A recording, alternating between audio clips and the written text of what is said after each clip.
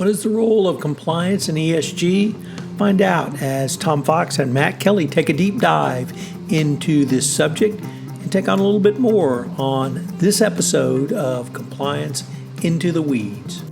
Compliance Into the Weeds is a production of the Compliance Podcast Network.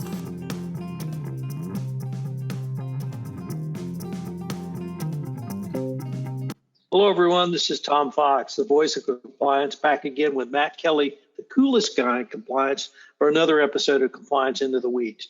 Today, we're going to riff on ESG. So, Matt, could you first of all tell us where you are recording this podcast from? I am, as often during the summer, I am calling in live from the Harvard Law School campus, where I am out on the quad on the picnic tables that they never did take away last year during the pandemic. So anytime it's warm enough, and that's hit or miss in New England, but anytime it's warm enough to be outside, this is usually where I am, and that's where I am today, under a tree, no less, while we talk about ESG. Well, speaking of warm enough, why don't you describe for our listening audience the temperature and weather for your Memorial Day weekend? Oh, so anybody in Northeast will know that this is terrible. I promise we are going to talk about climate change and global warming today, but that was not in evidence in New England over Memorial Day weekend, where it was 48 degrees and raining from pretty much Friday afternoon all through Friday night, Saturday, Sunday, and Monday until about 4 or 5 in the afternoon on Monday. And I got one small glimpse of sunlight just before sunset on Memorial Day itself on Monday, and now finally we're back to normal here. But yeah, it was a crappy weekend all through Memorial Day here in Boston. Matt, that seems like a great segue into climate change and a broader ESG discussion. And I really wanted to start with why you think that compliance should or perhaps should not lead a corporate ESG effort. Well, I think that there's an awful lot that will go into the operation of an ESG program that corporate compliance officers already do in various ways.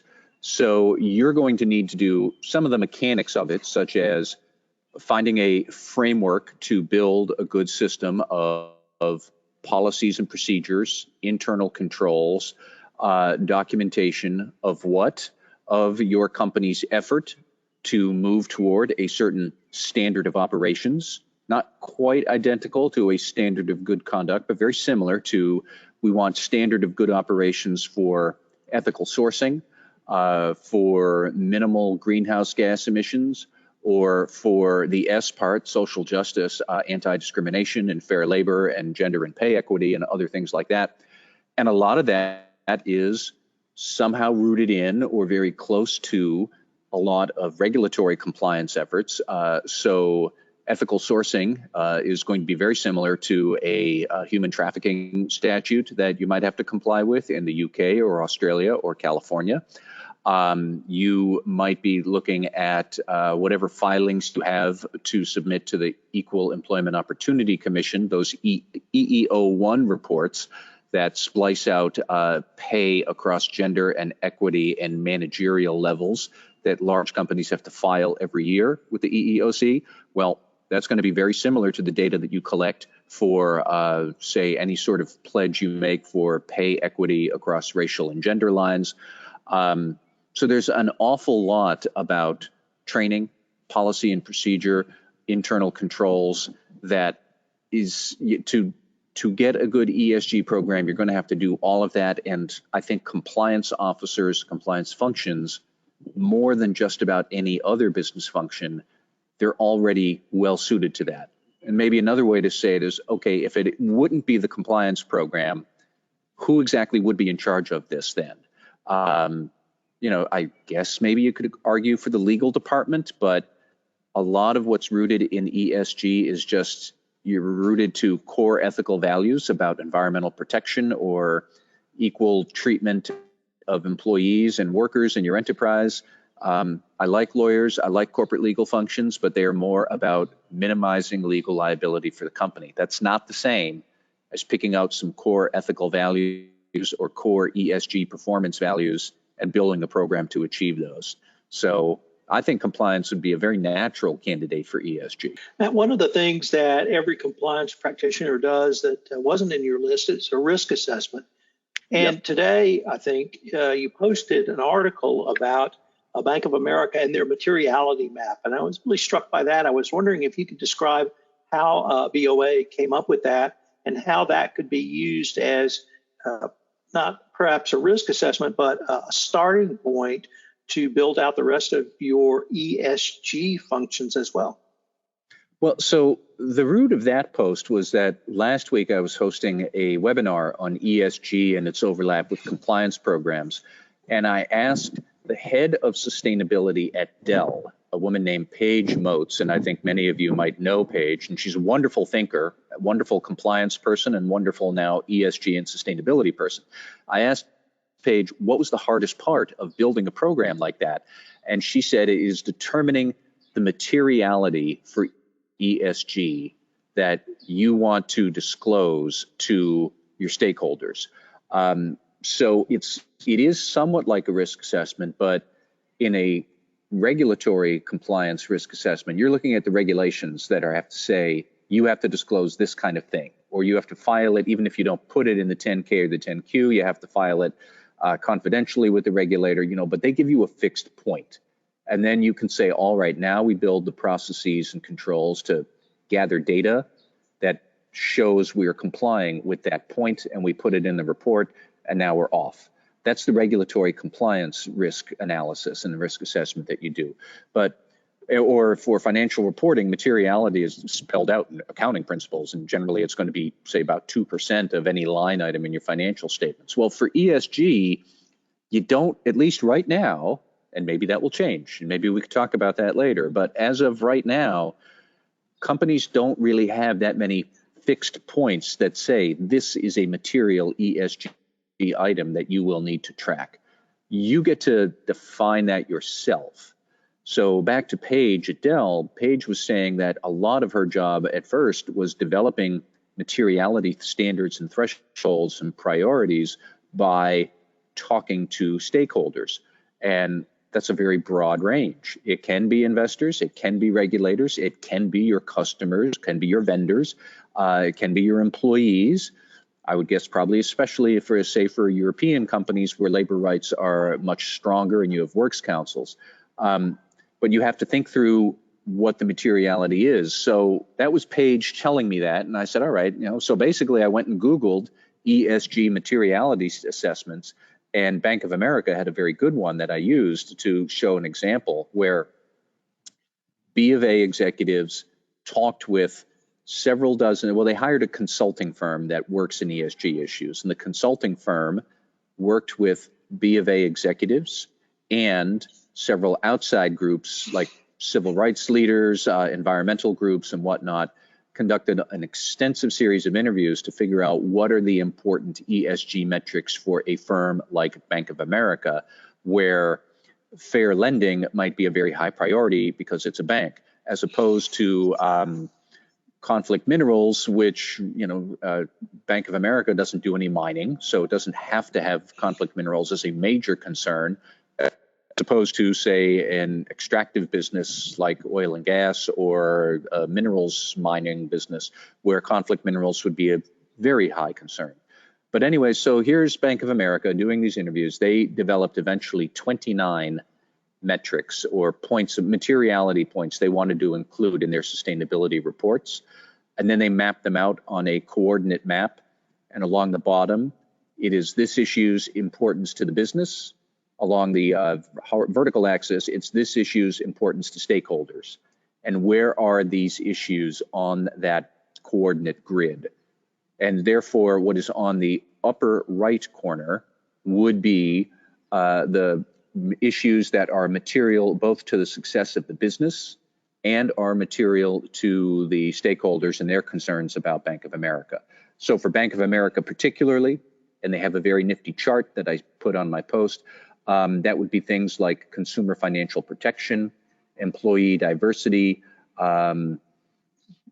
financing the transition to a low carbon economy, which for a bank that's going to be hugely important. For many other businesses not in banking, no, you don't do any financing of others to low carbon economy. Data privacy and security, those are all ESG metrics that Bank of America decided were very high priority. It's not going to be the same for all of our other listeners' businesses, but Bank of America's graphic depiction of it and its explanation of its process are very good to help somebody understand how are others doing this, that this is the sort of process I want to follow, and this is kind of sort of the thing I'll want to achieve at the end. So that's why I did like Bank of America. In my post, I connected to another 8 or 9 different other ESG materiality assessments that some other businesses have published. It's one of those things where I don't think there's a right answer, but I do think there is a right process to follow. And that's the bigger issue for a lot of companies. Matt, I'm concerned that if the compliance function, the corporate compliance function, doesn't become more heavily involved with ESG or perhaps even take the lead, some other function will take that over, and compliance could well be relegated to a much more technical function within a corporation, basically just putting out policies and procedures and controls. Do you think my concern is valid, or really perhaps you don't see it as such a concern? Well, I think it's a valid concern. I think maybe an equally valid concern would be that nobody takes the lead on ESG issues at your company, and then the whole company gets relegated to being stuck on the back foot, especially if you are a larger business looking for institutional investor dollars. A lot of them really care about this now. And if your business is not in a position to give a good, easy ESG report, even just a private one to private institutional investors out there, that's going to be difficult. It's going to put you at a disadvantage to peers who can do this. In a certain way, I would compare it to cybersecurity, where so many customers now say, we won't do business with you, vendor X, unless you can provide us assurance over your cybersecurity. So the better you can be at providing that documentation about your cybersecurity, well, here you go, customer. We're all set to go. Here's our audit. We passed it. We're all great. Let's sign the contract. Unless you can do that, you're going to be at a competitive disadvantage. Very same dynamic exists, I think, for ESG. You're going to have more and more investors or customers saying, we want assurance that you are ESG ready. If your company's not ESG ready, then you're going to be at a disadvantage. And Tom, I'll go back to your original question: could compliance be put at a disadvantage if somebody else does this? I'm still stuck on who would be better at this than corporate compliance in a large organization. Maybe you have a dedicated sustainability function, and maybe that function would work closely with compliance, and that's not necessarily bad if the function is thinking about sustainability. But if you don't have a dedicated sustainability function and that compliance isn't doing it, I'm still stuck on exactly who's going to do this. Is it going to be HR, which sounds like a disaster? Is it going to be marketing? And 10 years ago, that was the case, because a lot of people thought ESG was window dressing. So that's marketing. That's what they do. Let's give it to them. And I saw that plenty of times in the 2000s and the early 2010s. So I don't necessarily know if the ultimate dire consequence would be compliance is put to the sides, or just like your companies, they're not going to be up to the challenge of doing business in the modern world where everybody cares about this stuff. So I'm still stuck on who else would run it, and like, in what world would a different function be better than compliance to do this? Like, what's the logic process that gives you a good answer there? I don't know. Matt, there were 3 separate events last week that really spoke about climate change within the context, I think, of ESG. The first one was we had a shareholder vote by the shareholders of Exxon Corporation, which elected at least 2, perhaps 3 climate change advocates, preparation for climate change advocates to the Exxon board against the wishes of the current Exxon management. The second was we had a court case out of the Netherlands, which held that Shell Oil Company has to meet certain climate change goals by 2030 in a fairly aggressive form. And the third one was EU banking regulators are drafting regulations which require lenders to factor in climate change as a data point for any monies they may lend out to corporations. Each one of those seems to me to touch a different focus within a corporation. The first one with Exxon is governance. The second with the court in the Netherlands is legal. And then the third is finance or borrowing or lending money. And do you see those as a convergence around climate change that each independently yet either together or complementary will move that discussion forward in American corporations?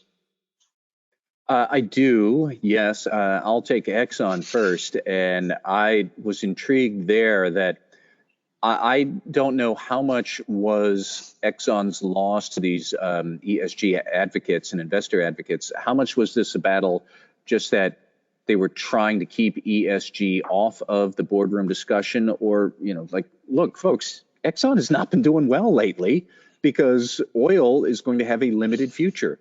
It's always going to have a future, but that future is going to get more and more limited. So Exxon needed to confront its strategic dilemmas about how does an oil and gas business continue to survive and prosper in a more carbon-free, carbon-neutral, ESG-attuned world, because that world is coming. And Exxon's board didn't want to admit that. And okay, then, in that case, the climate change activists got this through. But I think a big part of their success was just clearly that ignoring ESG as a corporate strategy question, ignoring it wasn't doing Exxon any favors. Its return on equity and its return on assets were not really anything that you would hope for. So why wouldn't you have a boardroom change? Totally absent from ESG issues. Now, you ladle that on. I'm not at all surprised that we saw this. Nell Minow, who is a corporate governance activist out there, many of you might know, she wrote an excellent piece on Harvard Law School's corporate governance blog. I don't have the name of it exactly off the top of my head here, but she pointed out that Exxon spent roughly $30 to $35 million fighting this, and perhaps, maybe, that 30 or 35 million might have been better spent hiring, I don't know, McKinsey or one of those other overpriced consulting firms to help you figure out your strategy and not make this the hill that Exxon's board was going to die on, because die they did. And now at least two of them aren't going to be there for version 2.0 of the board. And potentially a third one is going to wind up losing their board seat over this. And, you've got more activists on there. So I think Exxon is a very interesting case. I don't think it's going to be the last. I don't know that we'll see a lot that are as high profile, but wow, that was something. And then, Tom, your point about the European banks being directed to or coming up with more plans to inject ESG and climate change concerns into their financing decisions. That is of interest to me because that is pretty much what the Biden administration has just proposed to do. They issued an executive order looking at climate change, trying to force climate change issues through the financial system. And that's one of the plans that's going to come out in the next several months, where one of the directives in the executive order is for the Treasury Secretary and the Fed and other banking regulators to look at how climate change risks will pose systemic risks to the financial sector, and therefore what regulations might be necessary to counter that. It's very clever. I would call it asymmetric regulation, because if you regulate how the banks are going to give out money and tailor it towards climate change issues, everybody who needs money from the banks, which is a large number of companies, they suddenly have to start thinking about ESG as well. So could you see something like a financing package from a bank where the interest rate fluctuates depending on your achievement of certain ESG goals? Yeah, you could see that. You already do see that on a voluntary basis. Advanced Micro Devices out in Idaho, I saw something in the news there where they just did a financing deal with a large bank where the variable interest rate varies depending on Advanced Micro's hitting of certain ESG targets. So you might see something more like that. And what if the Treasury Secretary and the Fed suddenly say that that's going to be the norm rather than the exception, that you're going to have to think that through as you get a loan package from the commercial banks? I could see something like that coming to the United States in the next year or two. So there's all sorts of ways that this is definitely going to creep into the corporate sector, I think, to a wider degree than we understand right now, and probably sooner than we think. So the Harvard Law Review post that you referenced, Matt, is found on the Harvard Law School Forum on Corporate Governance. It's entitled Memo to Corporate Directors, 3 Lessons from the ExxonMobil Activist Victory. We're going to link to that because it just is an excellent post. But let me pick up on the phrase I believe you used, asymmetrical regulations. And we've had, and you've written quite a bit about recent speeches, particularly from SEC Commissioner Allison Herron-Lee. And one of her most recent speeches, she laid out a framework that what the SEC was asking for was really not something new. In fact, she titled it 4 Myths, I think, and then went forward to at least put forward a process to debunk those myths. Do you see the SEC really utilizing the current framework of disclosure requirements in place to push forward this climate change agenda, or do you think they're going to have to write some new regs and go through the whole comment process? No, I think they're going to do new regs and go through the whole comment process. I think that this principles-based disclosure regime that the former chairman, Jay Clayton, tried to do during the Trump administration, come on, man, that's not enough. But I do think that what will happen is that the SEC is going to say you must use a recognized framework for ESG disclosures. I suspect that they will point to the Sustainability Accounting Standards Board, which isn't, I would say it's semi-prescriptive. It isn't a fixed set of ESG disclosures for all companies. It is a robust and very versatile framework of disclosures depending on your industry. And then you find your industry, you find which ones, which items you need to track, and then the SASB framework tells you certain things that you'd want to disclose depending on your industry. I think the SEC will point to something like that. I think the SEC is talking about this more expansively than just climate change, but I think climate change will be one of the first things, but we also have to remember the S and the G part as well. And then what was really most intriguing to me about Allison Herron-Lee's speech is that this was the most heavily footnoted speech I have ever seen from an SEC commissioner, and I've read a lot of them at this point in my life. It had, I think, something like 50-odd footnotes for almost every single sentence she made, but to me, it really read like clearly the SEC knows they're going to adopt some sort of ESG rule, and that conservatives or Republicans will immediately move to sue in court to block this. And so Allison Herron-Lee's speech is really a rebuttal to all of that. And clearly lays out, in her view at least, that under the law, of course, the SEC has the right to do this. It has the power and authority to do this, and anybody can see it. And then it's going to wind up like being in somebody's, rebuttal to the Republicans' motion to dismiss when this finally does hit court. They know they're going to be challenged in court on this, and I think the SEC is going to move very deliberately to make sure that when the court cases come, that they will be able to prevail and make these ESG disclosure, enhanced disclosures. They're going to make it stick. They're not naive about what's going to happen after they have that 3-2 vote, which it's going to be a 3-2 vote. We all know this. Once they force this through, they're going to be, I think, in a position to defend themselves in court, because that's exactly where this is going to go.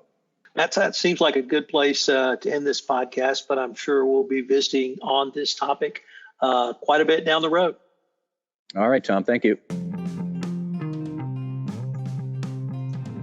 This is Tom Fox again. Thank you for listening to this episode of Compliance Into the Weeds. If you have any questions, you can email Matt at mkelly@radicalcompliance.com. You can email me at tfox@tfoxlaw.com. We're going to link to Matt's blog post on this issue, which I know you will enjoy. This month on The Compliance Life, I feature Gabe Hidalgo. Gabe has an unusual journey to the CCO chair. It's largely based on his geographic upbringing as a New Yorker. It's a fascinating exploration of AML compliance after the time of 9/11. I know you'll enjoy it. Also premiering this month on the Compliance Podcast Network from the Editor's Desk, a bi-monthly podcast where I visit with Compliance Week Editor-in-Chief Dave Lafort on some of the top stories reported on by Compliance Week during the month. Check it out on the first and last Friday of each month.